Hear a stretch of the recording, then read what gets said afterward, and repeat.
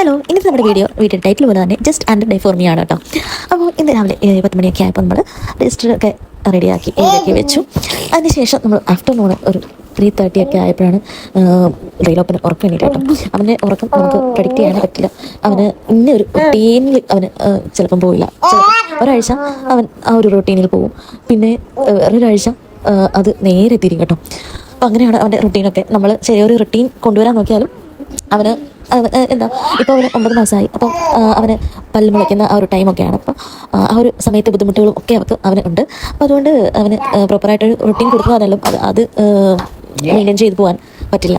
അപ്പം രാത്രിയിലൊക്കെ നമുക്ക് ഉറങ്ങുന്നതായിട്ടുള്ള അന്നേരമുള്ള ബുദ്ധിമുട്ടുകളുണ്ട്. ഈ പല്ല് വരുന്നതായിട്ടുള്ള ബുദ്ധിമുട്ടുകളായിരിക്കും എന്നാണ് നമ്മൾ കരുതുന്നത്.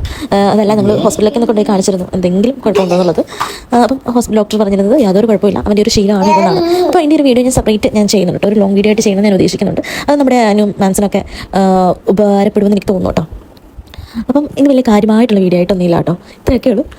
അപ്പോൾ ഇത് നമ്മൾ രാത്രി ഒരു 2:30 ആയപ്പോൾ അവൻ്റെ ഇപ്പോഴത്തെ ശീലം ഇങ്ങനെയാണ്. രാത്രി 2 മണിയാകുമ്പോൾ എണീക്കാം, ഇങ്ങനെ കുറേ നേരം എണീറ്റ് കളിക്കുക, അല്ലെങ്കിൽ ചില സമയത്ത് ഇടയ്ക്കൊക്കെ ഒന്ന് കരയും. അങ്ങനെയൊക്കെയാണ് ഇപ്പോഴത്തെ ഒരു ശീലമാണ് കേട്ടോ. പിന്നെ അവന് തോന്നുന്ന സമയത്താണ് ഉറങ്ങുന്നത്.